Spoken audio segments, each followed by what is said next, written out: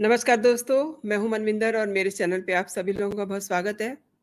चंद्रयान 3 की लैंडिंग हो चुकी है और अब सूर्य का अध्ययन करने के लिए 2 सितंबर को सुबह 11:50 पर अपना सोलर मिशन लॉन्च करने वाला है। इसका नाम है आदित्य L1 और इसरो ये बताते हुए बहुत खुश हो रहा है क्योंकि अभी जैसा कि आपने देखा चंद्रयान 3 की लैंडिंग जो हुई है, उससे हमारा पूरा देश, पूरी दुनिया बहुत खुश है। खास बात ये है कि चाँद पर भारत के पहुँचने के बाद इसरो की पूरी दुनिया में चर्चा हो रही है। लेकिन एक और शख्स है, जिसे आप मीडिया और सोशल मीडिया में काफ़ी दिख रहे हैं। सफ़ेद दाढ़ी और उनका आँखों पे चश्मा लगा हुआ है। चेहरे पे एक गहरी मुस्कान। लगातार इस शख्स के लिए पिछले कई दिनों से चर्चा हो रही है। मैं आपको बता दूं कि ये इसरो के साइंटिस्ट रहे हैं नंबी नारायण। चंद्रयान 3 की सफलता पर उन्होंने कहा कि हमने जो हासिल किया है, वो सच में अविश्वसनीय है। यानी कि वो गदगद हैं चंद्रयान 3 की लैंडिंग पर और उन्होंने ये भी जोड़ा कि चंद्रयान 2 की विफलता पर जो गलतियाँ हुई थी, उनको सुधारा गया। नतीजा सामने है और मैं आपको एक चीज़ और बता दूँ कि ये बहुत ही फ़ेमस व्यक्ति हैं, इन पर एक फ़िल्म भी बनी और आज बीजेपी ने नंबी का एक इंटरव्यू का हिस्सा शेयर कर दिया है, जिससे अब पूरे सियासी जगत में खलबली मची हुई है, क्योंकि नंबी कहते हैं, इसरो के शुरुआती वर्षों में जो पीछे की सरकारें थीं, यानी कि कांग्रेस, उन्होंने इसरो की तरफ ध्यान नहीं दिया, प्रॉपर फंडिंग नहीं की, यहाँ तक कि वो ये भी कहते हैं कि उनको सरकार जो उस समय की सरकार थी, इसरो पे भरोसा ही नहीं था कि इसरो कुछ कर सकता है। और दोस्तों ये वीडियो ऐसे समय पर सोशल मीडिया पे इस समय फ्लोट हो रहा है जब भारत चाँद पे उतर चुका है। इस इंटरव्यू में नंबी नारायण कहते हैं कि इसरो ने अपनी विश्वसनीयता स्थापित की है, तब स्पेस एजेंसी को पर्याप्त फंडिंग मिलने लगी है। और वो साथ में ये भी जोड़ते हैं कि एक दौर था, जब इसरो के पास कुछ भी नहीं था, यानी कि एक जीप तक नहीं थी, एक कार तक नहीं थी। कोई बजट ही नहीं होता था, तो बाकी चीज़ें तो बहुत दूर की बात है। और वहीं आप ये भी देख रहे हैं कि विपक्ष किस तरीके से इस पूरे मिशन को ग्रैब करने में लगा हुआ है, उसकी लैंडिंग का पूरा क्रेडिट लेने की कोशिशें कर रहा है। और पीएम ने लैंडिंग वाले दिन जो कुछ भी कहा, उस पे भी सवाल उठ रहे हैं। अब जब नंबी से ये सवाल किया गया कि वो किस तरीके से देख रहे हैं, जिस तरीके से विपक्ष पूरे चंद्रयान 3 का जो प्रोजेक्ट है, उसका क्रेडिट जवाहरलाल नेहरू को दे रहा है, तो उन्होंने एक बहुत ही दिल को छूने वाली बात की। उन्होंने कहा कि प्रधानमंत्री को कोई पसंद नहीं करता है, ये उनकी समस्या है, लेकिन इसरो ने जो करके दिखाया है, वो बहुत ख़ास है और जो अब करने जा रहा है, वो भी बहुत ख़ास है। अब मैं आती हूँ असल मुद्दे पर। 23 अगस्त से अब तक बहुत कुछ हमारे देश में, हमारे देश का विपक्ष बहुत कुछ कह रहा है और दुनिया में तो वाहवाही भारत लूट ही रहा है। तो दोस्तों आज बात करते हैं कि कैसे विपक्ष श्रेय लेने के लिए घटिया हथकंडे अपना रहा है और वहीं मोदी सरकार इन सब से बेफिक्र होकर के दूसरे मिशन की तैयारी में जुट गई है, जिसके लिए मैंने आपको बताया है कि 2 सितंबर का दिन तय कर दिया गया है। मेरे आज के मेहमान हैं कर्नल डॉक्टर शांतनु, जो मेरे साथ इस समय जुड़ चुके हैं। नमस्कार madam, thank you for calling me on. नमस्कार, बहुत-बहुत स्वागत है आपका मेरे चैनल पे। अभी जैसा कि मैंने बताया कि अब हम दूसरे मिशन की तरफ देख रहे हैं। पहले मिशन को तो लेकर के जो हमारा विपक्ष है, वो उसका पूरा क्रेडिट लेना चाह रहा है, वो एक अलग बात है। लेकिन शांतनु जी, अब दूसरे मिशन की तैयारी हो चुकी है, जो 2 सितंबर को स्टार्ट हो जाएगा। मैं इसी पे आपसे जानकारी लेना चाहती हूँ। पहले बात तो मैं इसरो के पूरे टीम को कंग्रेचुलेट करना चाहूँगा तहे दिल से on the successful launch and soft landing on Chandrayaan 3। और इसमें जैसे कि आपने एक और चीज बताया है कि प्रधानमंत्री का लोग कह रहे हैं कोई रोल नहीं है, नेशनल प्रोजेक्ट है, पूरा मेहनत is of the ISRO team. But अगर प्रधानमंत्री का इसमें बैकिंग ना हो, जस्ट इमेजिन 4 साल पहले चंद्रयान 2 फेल हुआ था due to whatever reason, और इस छोटे से दौरान में चंद्रयान 3 सक्सेसफुली इसरो ने लॉन्च किया है। इसमें कोई भी डाउट नहीं है कि इसके पीछे हमारे वैज्ञानिकों का शातिर पूरी तरह है जी। बट मुद्दे की बात यह है कि किसी का प्रोत्साहन साथ में है, और ये हमारे प्रधानमंत्री, राष्ट्रपति, इनका प्रोत्साहन मैटर करता है। अब ब्रिक्स समिट में इतना बिजी शेड्यूल से भी उन्होंने टाइम निकाल के इस मुद्दे पे या उस मुहूर्त पे ही was there with the scientists, वहां से उन्होंने एड्रेस किया, बल्कि उन्होंने इसरो चीफ से मोबाइल पे बात किया है और सबको पर्सनली कंग्रेचुलेट करने के बाद उन्होंने फिर सबको एड्रेस किया। और एक और बात, जब वो लौटे ग्रीस से वो सीधा इसरो सेंटर में हैदराबाद पहुंचे हैं जी। वो दिल्ली होके भी आ सकते थे, बट सीधा उन्होंने इसका इम्पोर्टेंस समझा। जी। प्लस चांद पे जो जो स्पॉट है उनके नाम भी उन्होंने हमारे किसी पॉलिटिशियन के ऊपर नहीं रखा है, नाम रखे हैं शिव शक्ति और तिरंगा पॉइंट। जी। तो ये है। उसके बाद अभी आएंगे इसी शॉर्ट ड्यूरेशन में, ये काफी सीक्रेट रखा गया था, ये जो आदित्य L1 मिशन है, क्योंकि ये डिपेंड कर रहा था चंद्रयान 3 के सक्सेस पे। क्योंकि अगर चंद्रयान 3 सपोज फेल कर जाता या किसी कारण बस सक्सेसफुल नहीं हो पाता, देन इसमें कुछ ना कुछ रुकाव आ सकता था, बिकॉज देन इसरो की टीम को इस पे भी कंसंट्रेट करना पड़ता। Chandrayaan 3 is basically the first space mission to study the happenings in the sun's corona, जो कि सेंट्रल पोर्शन है सन का, जिसमें सबसे गर्मी पैदा होता है जी। जैसे कि फोटोस्फीयर, क्रोमोस्फीयर, ये उसके अलग अलग लेयर्स है जी। उसको स्टडी करेगा। एंड सन का डिस्टेंस, जैसे कि आपको पता है 3.2 lakh kilometre is the distance of moon, जो कि हमने नियरली 1 महीने में तय किया है। ये डिस्टेंस करीब 1.5 मिलियन किलोमीटर है यहाँ से, जहां जाके आदित्य L1 इसलिए है क्योंकि वो जो स्पॉट पे ये यंत्र को प्लेस करेंगे, that is the L1 Lagrange positioning between the earth and sun system, जहां से स्पेस क्राफ्ट पे या जो यान है इस पे ज्यादा गर्मी का इफेक्ट भी ना हो, because sun is not a cool place like moon.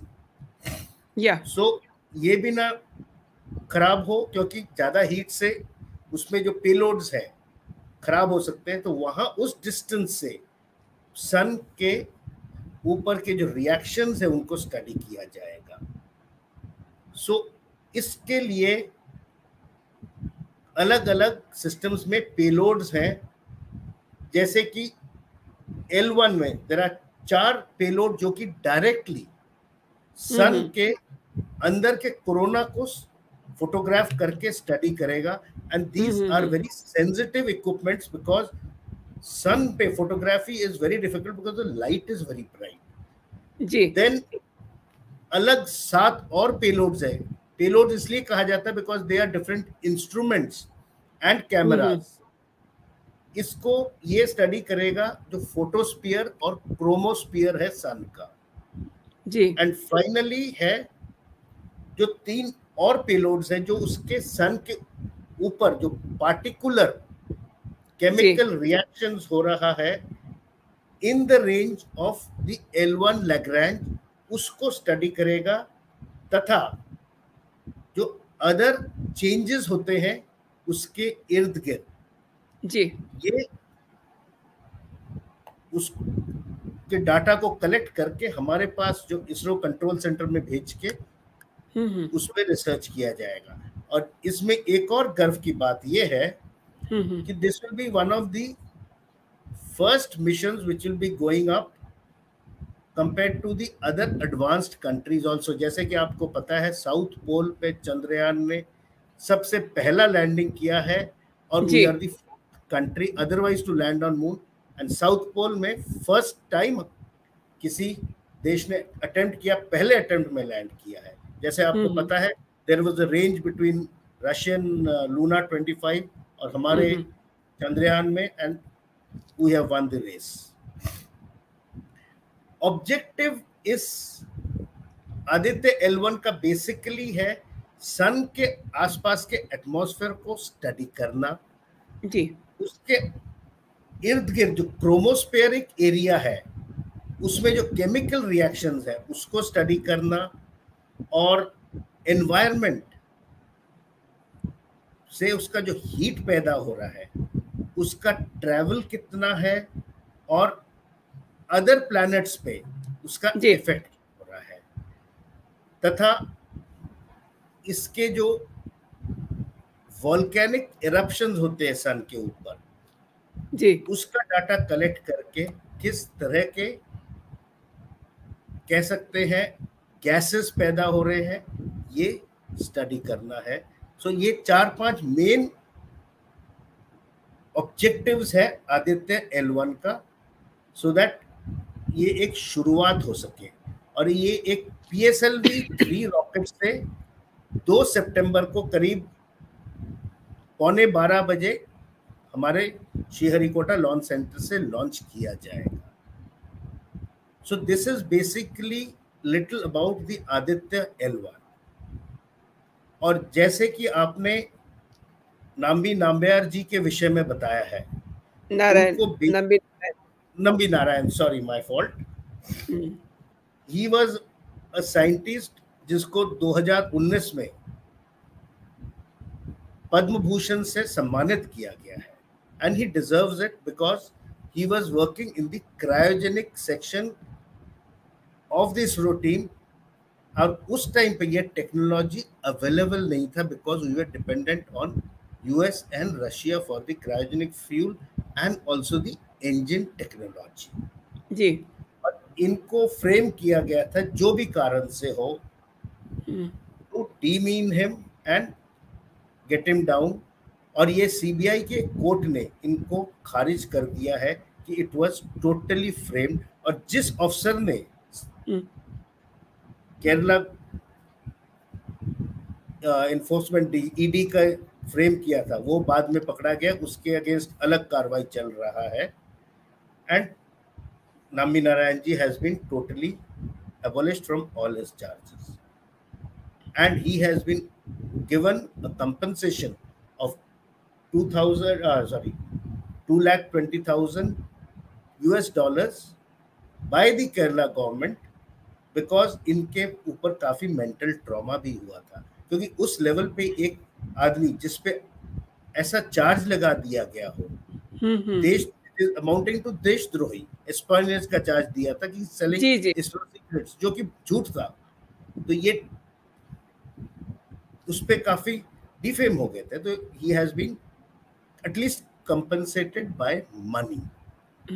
अब इनका इस मुहूर्त पे जो कहना है, लोग अभी कहेंगे कि कौन है नाम्बी नारायण, बट जैसे कि मैंने शुरुआत में ही बताया है किसी बुजुर्ग का अगर घर में कोई बच्चा काम करे अच्छा, उसके पीछे उसका प्रोत्साहन के उनके माता पिता रहते। पहले जैसे बजट वे वेरी शू स्ट्रिंग बजट्स, जी जैसे शुरुआत में इसरो से बहुत कुछ लोगों ने एक्सेप्ट नहीं किया था जब तक अब्दुल कलाम जी आए थे, and then he was shifted to DRDO for the missile program, which is the only program of DRDO which is supposed to be very successful. DRDO otherwise has got lot of problems, वो अलग से हम कभी बात करेंगे, but their missile program is running very well, जिसमें कि आपको पता है there are many missiles, and ISRO is one of the organizations which is really performing very well, and that is because now they are getting budgets.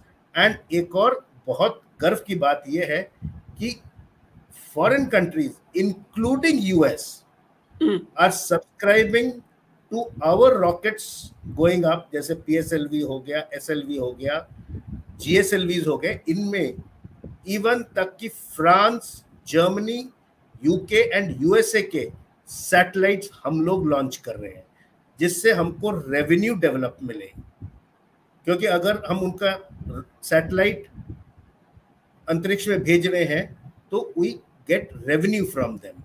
So that means ISRO is not anymore in its toddler steps. It is at level of NASA. और एक और मैं on the lighter side बताना चाहूँगा. There are many Indians who are working in NASA, but in ISRO there is no American working. That means ISRO is a fully indigenized Indian national organization. NASA में तो भरे पड़े Indian. Ji. So you cannot call it a total American organization. So ये एक बहुत गर्व की बात है. जी. मिस्टर रॉय, मैं आपसे एक चीज़ और जानना चाहूँगी. जिस तरीके से प्रधानमंत्री ने द वेरी सेम डे 23 अगस्त को ये कहा था कि अब भारत स्पेस एक्सप्लोर करेगा. उन्होंने एक लाइन भी कही थी, अब चंदा मामा दूर के नहीं हैं, चंदा मामा टूर के हैं.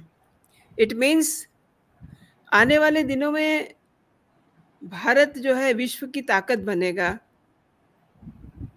थोड़ा सा इसको इलैबोरेट कीजिए. आपको शायद ये मालूम होगा या हर एक को मालूम है कि Mangalyaan already has been launched and it is already doing its job.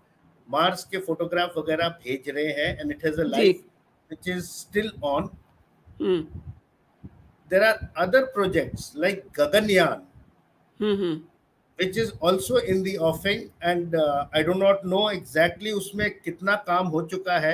All of a sudden we may find अगर ये आदित्य सक्सेसफुल हो गया तो Gaganyaan also may be out, because ये ISRO पैरेलली काम करता रहता है. ये तो है नहीं कि चंद्रयान भेज दिया उसके बाद फिर 5 साल बाद. So they are all working as parallel teams.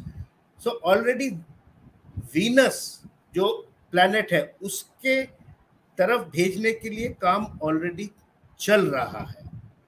That's great. So that is why प्रधानमंत्री जी ने बताया होगा कि चंदा मामा अब दूर के नहीं, चंदा मामा टूर पे है. और there may be other projects also, जैसे सैटर्न और नेपट्यून के तरफ भी अंतरिक्ष यान पे प्लानिंग चल रहा है, या maybe it is already on the drawing board. But Gaganyaan is already work is on, and maybe that is the target. They say is 2025 to launch that rocket and send it towards Venus. जिस तरीके से चंद्रयान 3 ने इतनी बड़ी सफलता हासिल की है, और अब दुनिया एक तरीके से बड़ी हसरत भरी नजरों से हमारे देश की ओर देख रही है, हमारे प्रधानमंत्री की ओर देख रही है, क्योंकि अब जो है स्पेस एक्सप्लोर होगा. उन्हें भी लग रहा है कि कुछ हमारा काम जो है होगा, इसीलिए ना दुनिया देख रही है. तो आदित्य L1 जो है, इससे आप किस तरीके की संभावनाएं देख रहे हैं सर? अभी जैसे कि मैंने बताया, दिस विल बी, अगर सक्सेसफुली ये L1 लैग्रांज अर्थ सन ऑर्बिट के बीच में पोजीशन कर दिया गया, this will be one of the first such satellites which will be placed there with about 7+7 payloads to study the complete photoscrome, chromosphere, and the corona of the sun. So the data that will be collected from these cameras and the instruments onto our space ISRO stations will benefit the whole world, because अभी तक ये data किसी के पास है नहीं. तो because जैसे कि आपने देखा था ब्रिक्स में भी प्रधानमंत्री जी ने एक वर्ड यूज किया था एक किसी लेक्चर में अपने स्पीच में कि ये जो सक्सेस है is of Chandrayaan is not only of India but it is for the world because we are one family. अभी ये सोचने वाली बात है उनका सोच कितना वाइड है, बिकॉज जो डाटा ये मिलेगा ये पूरे पृथ्वी के लिए काम आएगा. It is not only for India. It can be this data can be shared with people and used by everybody for study, because ये बेसिकली पृथ्वी से हम स्टडी करेंगे फॉर डेवलपमेंट ऑफ अर्थ और जो भी इसमें बेटरमेंट करना है. Very true. That is the reason it will affect everybody. And India के पास अगर डाटा है, we are sharing it, we will go up in everybody. सबके नजरों में हम ऊंचा उठेंगे. जी. Economically तो हम बढ़ ही रहे हैं. Even space is one of the major factors जो कि हर देश के साथ डिस्कशन में या कोलैबोरेशन में फोरफ्रंट पे आता है.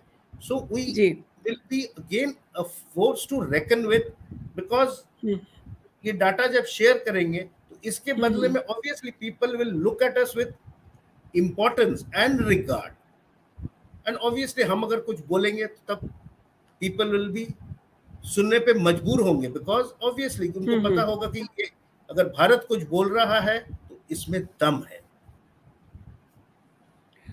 सर एक चीज और जानना चाह रही हूं मैं, जैसे आपने कहा कि प्रधानमंत्री ने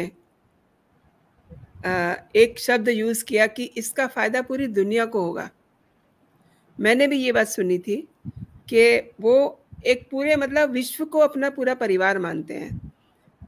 थोड़ा सा मेरे मन में, चूंकि मैंने ये जो आज बीजेपी ने एक छोटा सा स्लॉट अपने ट्विटर हैंडल से शेयर किया है, उसमें नमित नारायण ने एक बहुत बड़ी बात की है कि इतने मतलब हालात खराब थे जिस समय वो उन सारे झंझावतों में फंस गए थे. राइट. आज जब चंद्रयान का मिशन सफल हो गया है, अब इसका क्रेडिट दूसरे लोग ले रहे हैं. हमने थोड़ी सी बात इस पे की है, लेकिन मैं आपसे इस पे एक कंप्लीट नोट चाहती हूँ, क्योंकि प्रधानमंत्री पूरे विश्व को अपना मान रहे हैं, लेकिन हमारा जो ऑपोजिशन है जो इतना सा है वो इस चीज को हजम नहीं कर पा रहा है. सर आपका एक मैं ऑनेस्ट नोट लेना चाहती हूँ इस पे. मैं इस पे एक ही चीज बताऊंगा जो मैं शुरू से बोल रहा हूँ. ऑपोजिशन को हजम इसलिए नहीं होगा बिकॉज मैं क्या बोल रहा हूँ, इससे पहले भी चंद्रयान 1 चला था, उसके बाद जब 2 हुआ, ये बहुत ही शॉर्ट नोटिस में इन्होंने जब फेल हुआ Chandrayaan 2, Chandrayaan 3 with in 4 years has successfully landed and already Pragyan has rolled out of the Vikram lander and photographs आ रहे हैं जो कि हर किसी को मिल ही रहा हो, देख रहे होंगे. सब देख रहे हैं. सो ये तभी सक्सेसफुल हो सकता है अगर the budget for ISRO is being given. और ये जो प्रधानमंत्री G20 प्रेसिडेंसी का बीड़ा उठाया है with the concept of Vasudhaiva Kutumba, that is one family, one earth, one future. Very true. ये एक बहुत बड़ी सोच है जी। हम सिर्फ अपने देश की नहीं सोच रहे हैं। कोविड के टाइम पे भी हमने बहुत अच्छा कोविड मैनेजमेंट किया था, और जब एंटीडोट इंडिया में सबसे पहले हुआ, it was given out to everybody. हम चाहते तो सिर्फ हमारे पास रख के बाकी देशों को नहीं देते। अफ्रीकन कंट्रीज जिनमें क्षमता नहीं था उनको फ्री ऑफ कॉस्ट दिया गया। इस पे भी अपोजिशन ने बोला था कि हमारे लोग मर रहे, हमारे लोग मर नहीं रहे थे, हमारे लोगों को एंटीडोट वैक्सीन सबको मिला है। जी बिल्कुल, सबको मिला है। आज की तारीख में हमारे पास कोविड से डरने के लिए कुछ नहीं है। तो इसीलिए अब जब मिशन सक्सेसफुल हो गया है जी, उनको इसका श्रेय दिया भी जा रहा है, इसरो के लोग भी दे रहे हैं कि उनके ब्लेसिंग्स था, फंडिंग था, इसीलिए हम इतना जल्दी कर पाए। ये लोगों को हजम नहीं होगा, अच्छी चीज किसी को हजम होता नहीं है। जी जी जी। तो हमारे ऑपोजिशन का एक ही काम है, सीधा बात मैं बताऊं, पिन मारना। So that is what is happening. And even in other forums, BRICS में देखिए, G20 में देखिए, अदर प्लेसेस में इनवाइट किया जा रहा है। ग्रीस में he was given a rousing welcome, France में he was made the chief guest in their honour day. So these are things which have been happening. ये तो ऑपोजिशन ये भी कहते रहते हैं कि प्रधानमंत्री जी हमारे सिर्फ देश विदेश के टूर कर रहे हैं, but just imagine that when our nation now talks, I will not say the preamble, but when the nation talks, people listen. And that is the reason why also Z BRICS में sideline पे, अभी वो कहेंगे कि India ने दावत दिया था, उनको बुलाया था, बट अगर उनको नहीं मिलना था तो नहीं मिलते, बट उन्होंने मिल तो लिया है। And he has agreed to it, because उन्हें भी पता है कि हर रोज गलवान में जो उन्होंने ट्राई किया है, हर बार वो नहीं कर पाएंगे, क्योंकि अभी हमारे फौज भी तैनात है। So this is the reason.